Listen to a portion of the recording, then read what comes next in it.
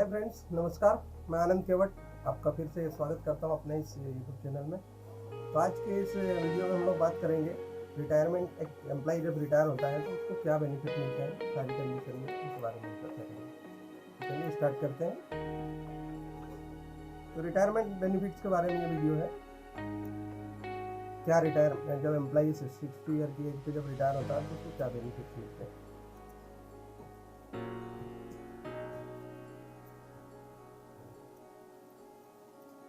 Retirement benefits में अपन देखेंगे तो रिटायरमेंट एक्चुअली जो बेनिफिट्स होते हैं चार प्रकार से आपको चार कंडीशन में रहते हैं। एक तो सुपर एन्यूएशन, जब 60 ईयर की एज को एम्प्लॉय अटेंड करता है तो उसको जो रिटायरमेंट होता है उसको बोलते हैं सुपर एन्यूएशन। उसके बाद में होता है एक कंडीशन कि वो कोई एम्प्लॉय अगर वॉलंटरी ले लेता है तो उस कंडीशन में उसको वॉलंटरी लेता है तब उसको रिटायरमेंट मिलता है। तीसरी कंडीशन होती है कि अगर कोई एम्प्लॉय रेसिग्नेशन देता है, किसी कंपनी को छोड़ता है या रिजाइन करता है तो उस कंडीशन में उसको रिटायरमेंट बेनिफिट मिलते हैं। चौथी कंडीशन हो जाएगी कि अगर एम्प्लॉय की डेथ हो जाती है तो उस कंडीशन में भी उसको रिटायरमेंट बेनिफिट का फायदा मिलता है। और पांचवी कंडीशन और हो जाएगी कि अगर एम्प्लॉय को पर DNAR एक्शन होता है और केस चलता है और उस कंडीशन में अगर उसको डिसिप्लिन अथॉरिटी अगर उसको रिमूवल या डिसमिसल करती है तो उस कंडीशन में भी उसको रिटायरमेंट बेनिफिट दिए जाते हैं। वो किस कंडीशन में और क्या मिलते हैं वो उसके बारे में अपन नेक्स्ट वीडियो में चर्चा करेंगे। तो ये 5 कंडीशन में है जिसमें कि रिटायरमेंट बेनिफिट मिलता है। अब हम देखेंगे कि एक एक कंडीशन। सुपर एन्यूएशन जब होगा, मतलब जब 60 ईयर की एज एक एम्प्लॉय अटेंड करेगा तो उस कंडीशन में उसको क्या क्या बेनिफिट मिलते हैं। तो उस कंडीशन में देखिए उसको बेनिफिट मिलेंगे। एक तो उसका जो GPF प्रोविडेंट फंड में जो पैसा जमा हुआ है वो उतना पूरा पैसा जो भी एक्यूमुलेशन अमाउंट बनेगा वो मिलेगा। दूसरी बात, उसको रिटायरमेंट ग्रेजुइटी, जो रिटायरमेंट ग्रेजुइटी का एक अमाउंट बनता है रिटायर होते समय, वो अमाउंट मिलता है उसको। तीसरा होता है कम्यूटेशन ऑफ पेंशन। पेंशन जो एम्प्लॉय की बनती है उसका 40% कम्यूटेशन के रूप में लमसम अमाउंट एम्प्लॉय को eight the time of retirement मिलता है। लेकिन उसके लिए ऑप्शनल होता है, अगर वो एम्प्लॉय चाहे तो ले सकता है, लेकिन अपने पेंशन को रख सकता है। दूसरा, group insurance scheme, GIS scheme बोलते हैं, जिसमें ग्रुप का हर एम्प्लॉय का एक पर्टिकुलर अमाउंट इस स्कीम के तहत कटता है तो वो पूरा जो अमाउंट होता है उसको पैसा मिलता है। दूसरा होता है लीव इनकेसमेंट। लीव इनकेसमेंट सभी लोग जैसे कि जानते हैं कि जो 300 जो LAP बचती है वो लीव इनकेसमेंट आप eight the time of retirement उसका बेनिफिट ले सकते हो। जो भी अमाउंट बनेगा उसका बेसिक और लीव मिला के 300 लीव का मैक्सिमम 300 लीव तक बनता है तो वो ले सकते हैं। उसके बाद में होता है कि composite transfer grant. Composite transfer grant होता है जब एम्प्लॉय रिटायर होता है और वो अगर मान लो अपना जहाँ का नेटिव है वो वहाँ अगर जाना चाहता है या कहीं और शिफ्ट होना चाहता है तो उस कंडीशन में उसको वहाँ से वर्क प्लेस से लेके उस नेटिव प्लेस या जहाँ उसको सेटल होना है उसके बीच मतलब जाने के लिए उसको ट्रांसपोर्ट ग्रांट दिया जाता है। ट्रांसफर एक होता है, फिर एक बेनिफिट होता है पोस्ट रिटायरमेंट कम्प्लीमेंट्री पास, ये मिलता है। I'm sorry, I can't send messages here. एक एम्प्लॉय के लिए होता है railway employee liberalise health scheme, RELHS बोलते हैं, जो एम्प्लॉय के लिए एक अलग टाइप की स्कीम है, उसके बारे में जो हम चर्चा करेंगे। एक बेनिफिट उसको ये मिलता है, गोल्ड प्लेटेड सिल्वर मेडल, ये मिलता है उसको एक बेनिफिट के रूप में। तो ये हो गया सुपर एन्यूएशन के समय मिलने वाले बेनिफिट्स। इनके बारे में डिटेल में चर्चा करेंगे हम लोग जब समय आएगा उनके बारे में। दूसरी कंडीशन हो जाती है कि ऑन वॉलेंट्री रिटायरमेंट, जब एम्प्लॉय वॉलेंट्री रिटायरमेंट लेता है, जब अपनी लायबिलिटी पूरी हो जाती है और एम्प्लॉय चाहता है कि मैं इससे रिटायर लेना तो वो वॉलेंटरीली रिटायर लेता है, उस कंडीशन में उसको रिटायरमेंट बेनिफिट मिलता है। उस कंडीशन में उसको प्रोविडेंट फंड मिलेगा, उसको रिटायरमेंट ग्रेजुइटी मिलेगी, उसके बाद में कम्यूटेशन पेंशन मिलेगी, जो कि रिलेवेंट फैक्टर होता है कि जो 60 से पहले की एज में अगर मान लो उसको वॉलंटरी लिया तो उसमें एक पर्टिकुलर एक फैक्टर का मल्टीप्लाई होकर मिलता है। ग्रुप इंश्योरेंस स्कीम होती है वो मिलेगा, लीव इनकेसमेंट मिलेगा, उसके बाद में कंपोजिट ट्रांसफर ग्रांट इसको भी मिलेगा।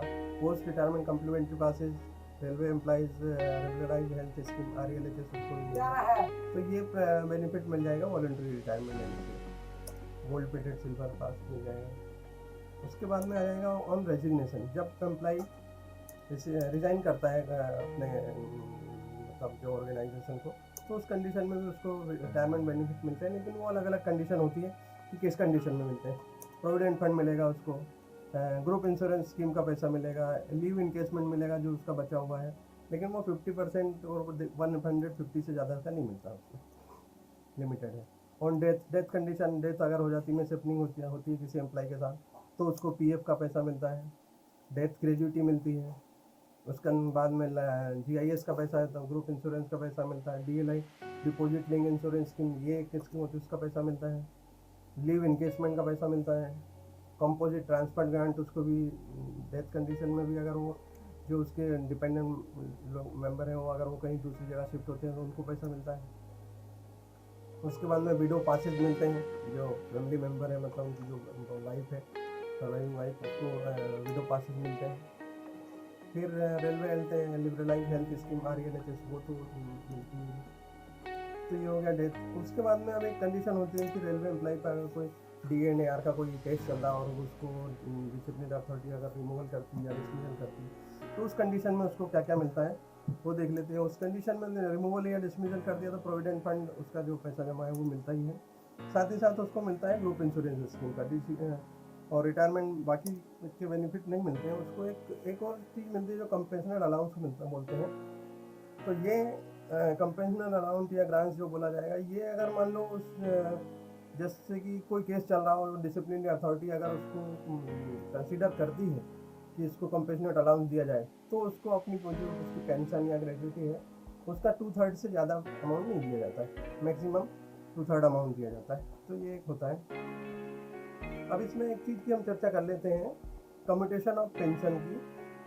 तो कम्यूटेशन ऑफ पेंशन जब जो व्यक्ति कंपलसरी रिटायरमेंट लेता है तो उसको एक मेडिकल एग्जामिनेशन होता है उसका, उसके बाद में उसको जो है कम्यूटेशन होता है पेंशन का।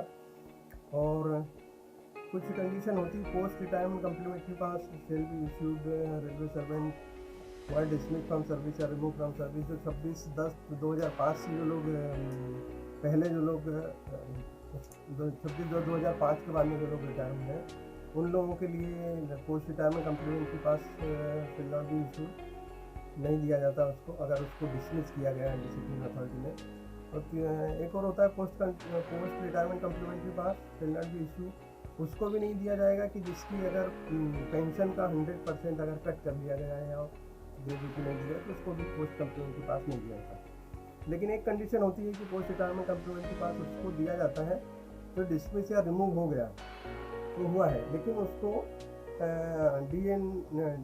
डिसिप्लिनरी अथॉरिटी ने मतलब एक कंपेंसेशनल अलाउंस रूल नंबर 65 RS 1993 के थ्रू उसको जो है वो ग्रांट अगर दिया गया है तो उसको कम्प्लीमेंट्री पास दिया जाता है।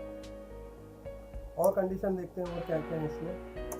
तो और देखेंगे कि एम्प्लॉई जो है अदर फैसिलिटीज उनको रिटायरमेंट के समय और उसको क्या क्या मिलता है। तो उनको मिलेगा in addition pension, family pension, post retirement complimentary passes, the following facility also all available. तो उसको हॉलीडे होम्स रिटायरमेंट के बाद में अगर वो जहाँ पर हॉलीडे होम्स अवेलेबल हैं, जो भी पर्टिकुलर अपने टूरिस्ट प्लेसेस हैं वहाँ पर ज़्यादातर हॉलीडे होम्स है रेलवे के, तो उसके लिए आप पहले से अप्लाई करके और पर्टिकुलर डेट पे आप जाके हॉलीडे होम्स का बेनिफिट ले सकते हो। और साथ ही साथ रेस्ट हाउस होते हैं, जो ऑफिसर्स रिटायर होते हैं रेलवे के, उन लोगों के लिए ऑफिसर्स रेस्ट हाउस होते हैं, वहाँ पर जाए उसके फैसिलिटी का फ़ायदा ले सकते हैं। Documents are required to be filled for claiming retirement benefit. अगर आपको चाहिए, आप रिटायर होने वाले हैं, तो उस कंडीशन में आपको क्या क्या डॉक्यूमेंट्स का रिक्वायरमेंट रहेगा उसकी एक शॉर्ट में लिस्ट दी हुई है। Document to be filled for claiming retirement benefit का duly filled a booklet from the retiring employ के एक बुकलेट होती है उसको भर के देना पड़ता है। No dues certificate for laptop from IT department, कुछ लैपटॉप के लिए अगर एडवांस वगैरह लिया है तो उसकी कोई नो ड्यूज नहीं होना चाहिए। No dues certificate from SMT department regarding submission of mobile phone COD, अगर उसमें लिया था तो उसका सबमिशन का एक नो ड्यू सर्टिफिकेट होता है वो होना चाहिए। ये एक डॉक्यूमेंटेशन का लिस्ट है। उसके बाद में calculation of retirement benefit. Retirement benefit के लिए क्या क्या कैलकुलेशन रहेगा, तो ये देखा जाता है कि जो उसकी कंडीशन होती है कि क्वालिफाइंग सर्विस कम से कम 20 ईयर होना चाहिए। उसके बाद में उसको पेंशन मिलती है, DCRG मिलता है, डेथ कम रिटायरमेंट ग्रेजुटी, फैमिली पेंशन मिलती है, कम्यूटेशन मिलता है, लीव इनकेसमेंट, ये सारी चीज़ें उसको उसमें मिलती है। अब देख लेते हैं कि पेंशन मतलब क्या होती है। Linkage of full pension with 33 qualifying service shall be dispensed with once a railway servant has rendered the minimum qualification of qualifying service of 20 years. Pension shall be 50% of last basic का 50% उसको मिलता है। अगर मान लो किसी कारण से employ को ये जो पीरियड है उसमें अगर वो किसी कारण से उसकी लास्ट के महीने में अगर सैलरी कम हो जाती है या कुछ रिडक्शन होता है, तो उस कंडीशन में ये देखा जाता है कि लास्ट 10 मंथ का जो मतलब एवरेज पे है वो अगर बेनिफिशियल है तो उसके आधार पर उसकी पेंशन की जाती है। आफ्टर कंप्लीजन ऑफ 10 ईयर सर्विस हो जाने के बाद में 50% लास्ट पे का जो है पेंशन के रूप में दिया जाता है। और उसके बाद में आप देंगे कि ये जो डेथ कम DCRG का जो और फैमिली पेंशन का क्या रिलेशन है, तो DCRG will be given to the basis of completed qualifying service. 33 years की जो क्वालिफाइंग सर्विस है उसको DCRG के लिए कंसिडर किया जाता है। इससे ज़्यादा की सर्विस अगर होती है तो उसको नहीं कंसिडर किया जाता। और इसके लिए क्या होता है कि 1/4 ऑफ वेज, मतलब मंथली जो वेज है उसका 1/4 जो है सैलरी दी जाती है। ईच कंप्लीटिंग 6 मंथली पीरियड, 6 महीने होने जो सर्विस पीरियड 6 महीना कंप्लीट हुआ तो उसको 1/4 उस महीने का सैलरी मतलब मंथली में से 1/4 सैलरी दी जाती है। उसके बाद में ये जो मिनिमम एज जो 33, तो 33 का अगर 6 मंथ में डिवाइड करेंगे तो ये 16.5 मतलब 16.5 जो है इसके यूनिट बन जाएंगे। तो उस 16.5 यूनिट को 1/4 करके और उसका बेसिक का कैलकुलेशन करके वो मैं नेक्स्ट स्लाइड में बताता हूँ किस तरह जो है उसका कैलकुलेशन होता है। तो आपको उसमें आपको ज़्यादा समझ में आएगा। फैमिली पेंशन का जैसा कि मैंने बताया था कि 30% ऑफ लास्ट बेसिक पे और DNS relief subject to minimum of कम से कम 9,000 रुपये होना चाहिए। 9,000 से ज़्यादा 9,000 एक मिनिमम फैमिली पेंशन रखी गई है, तो 9,000 पेंशन होना चाहिए। और अगर उससे ज़्यादा अमाउंट बनता है बेसिक के हिसाब से तो वो जो भी ज़्यादा रहेगा वो दिया जाएगा। इनके साथ अगर डेथ हो जाती है एम्प्लॉय की तो उसको 50% ऑफ लास्ट ड्रॉन और ट्वाइस टर्मिनल पेंशन जो इज लेस देन 10 साल के लिए उसको इनहेंस फैमिली पेंशन दी जाती है। वो है क्लास की, उसमें अगर मान लो डेथ होती है तो उसको 50% ऑफ लास्ट बेसिक दिया जाता है। इनहेंस फैमिली पेंशन बोलते हैं उसको।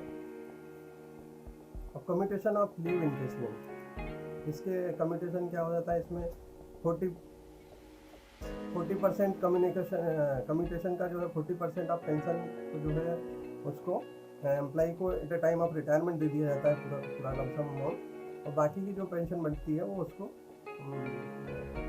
कंटिन्यू किया जाता है। लीव इनकेसमेंट में जैसा कि पता है कि पूरे eight the time of retirement अगर आपके पास 300 लीव अगर अवेलेबल है तो 300 लीव का जो है उस बेसिक के हिसाब से, बेसिक प्लस लीव के हिसाब से जो पैसा बनता है वो उसको at the time of retirement दे दिया जाता है। और अगर ये 300 छुट्टी अगर उसके बाद नहीं है अवेलेबल तो उसमें हाफ LAP को भी उसमें काउंट किया जाता है, लेकिन उसका काउंट किस तरह किया जाता है वो अलग होता है, उसके बारे में बाद में। अब देखेंगे कि उसको documentary requirement for ensuring timely payment of settlement dues के लिए उसका क्या डॉक्यूमेंट रिक्वायरमेंट रहेंगे। तो personal file service record duly completed in all respect, उसका SR कंप्लीटेड होना चाहिए, सारी चीज़ें उसमें बराबर होनी चाहिए। Verification of leave record, last 3 year का लीव रिकॉर्ड चेक किया जाता है, उस समय कितनी लीव बची क्या है। नो ड्यू सर्टिफिकेट मतलब उसके पास होना चाहिए। Service history, qualifying service delivered by finance की तरफ से उसका क्वालिफाइंग सर्विस है, कोई बीच में कुछ एब्सेंट या जो कुछ तो नहीं है इस टाइप से। DNA और विजिलेंस केसेस क्लियर होना चाहिए फाइनल सेटलमेंट से फिर पहले। 1 महीना पहले उसका विजिलेंस क्लियरेंस दिया जाता है, पेंशन बुकलेट भरी जाती है, कंप्लीट की जाती है पूरी तरीके से। उसके बाद में 10 मंथ का एवरेज पे या लास्ट पे ड्रॉन, ये जो है तो इसलिए किया जाता है कि जब एम्प्लॉय रिटायर होता है तो उसका जो है पेंशन डिसाइड करने के लिए अगर उसको लास्ट में कोई पनिशमेंट मिल गया और उसका इंक्रीमेंट एडअप हुआ है या ग्रेड कम किया गया तो उस कंडीशन में उसको लास्ट 10 महीने का एवरेज निकालते हैं, और अगर वो लास्ट पे ड्रॉन से अगर ज़्यादा है तो उसको 10 महीने के हिसाब से उसका पेंशन फिक्स किया जाता है। NEFT और ये जो बैंक के डिटेल्स लिए जाते हैं, बैंक पासबुक बनाई जाती है, फोटोग्राफ्स वगैरह जो लगते हैं कि बच्चों के, फैमिली मेम्बर्स के, सबके, तो इस टाइप से। और अगर इन केस ऑफ अगर एम्प्लॉय की डेथ हो जाती है तो उसको डेथ सर्टिफिकेट प्रोड्यूस करना पड़ता है। और birth certificate spouse and children और जो उसके बच्चे स्पाउस वार्ड्स हैं उसके, उनकी एलिजिबिलिटी के लिए उनका बर्थ सर्टिफिकेट प्रोड्यूस करना होता है। तो ये एक रिटायरमेंट के समय इन डॉक्यूमेंट्स को कंप्लीट किया जाता है, और ये टाइम में अगर कंप्लीट हो जाते हैं तो at the time of retirement same date में उसका सेटलमेंट ड्यूज वगैरह उसको पॉसिबल रहती है कि मिल जाते हैं। न्यू ड्यूज क्लियरेंस के लिए क्या, न्यू ड्यूज के लिए न्यू ड्यूज सर्टिफिकेट चाहिए रहेगा उसको। रेलवे क्वार्टर में अगर रह रहा है तो उस रेलवे क्वार्टर वेकेंट कर देना चाहिए रहेगा। इलेक्ट्रिक चार्जेस जो कुछ पेंडिंग नहीं होना चाहिए। लॉन चार्जेस और ये लैपटॉप, टेलीफोन बिल, COG वगैरह उसने टाइमली अगर सबमिट कर दिया रहेगा तो सेटलमेंट के समय उसको जो है मतलब इजीली टाइमली सेटलमेंट क्लियर हो जाता है। और DCRG में भी withhold due to non clearance of due mention above, अगर इनमें से कोई भी चीज़ अगर उसकी पेंडिंग रह गई और उस चीज़ को टाइमली सबमिट नहीं कर पाया ड्यूज को, तो उस कंडीशन में क्या होता है, DCRG का जो अमाउंट होता है उसको विथहेल्ड कर दिया जाता है। बाकी का अमाउंट मिल जाएगा लेकिन DCRG का अमाउंट रोक लिया जाएगा, और उस DCRG के अमाउंट में से जो भी पर्टिकुलर बिल वगैरह उसके पेंडिंग है उसको उसमें से डिडक्ट करके फिर एम्प्लॉय को दिया जाता है। उसके बाद में time period for settlement dues के लिए तो रेलवे बोर्ड का ये एक लेटर है 21/25/2005 का कि उसको सुपर एनुएशन के डेट दिन ही उसको जो है सारी चीज़ें पेड कर दी जानी चाहिए। लेकिन फर्दर कुछ केसेस मतलब कुछ डिले हो भी जाते हैं तो इसके कारण, लेकिन आजकल इजीली मतलब सेटलमेंट ड्यूज वगैरह मिल जाते हैं। तो दोस्तों ये था आज का मेरा eight the time of retirement क्या डॉक्यूमेंट चाहिए रहते हैं और क्या बेनिफिट्स मिलते हैं। अब इसमें बेनिफिट्स इतने ज़्यादा हैं कि इनके बारे में, सभी के बारे में अगर हम लोग डिस्कस करेंगे तो काफ़ी समय लग जाएगा। मैं कोशिश करूँगा धीरे धीरे चैप्टर वाइज उन सभी को जो भी सभी उसमें कंडीशन है उनके बारे में चर्चा करने की, जो जो ड्यूज है उनके बारे में। तो चलिए तब तक के लिए मैं आपसे आज्ञा चाहूँगा, और अगर मेरा वीडियो पसंद आया हो तो प्लीज़ शेयर करें, लाइक करें, एंड थैंक्स फॉर वॉचिंग।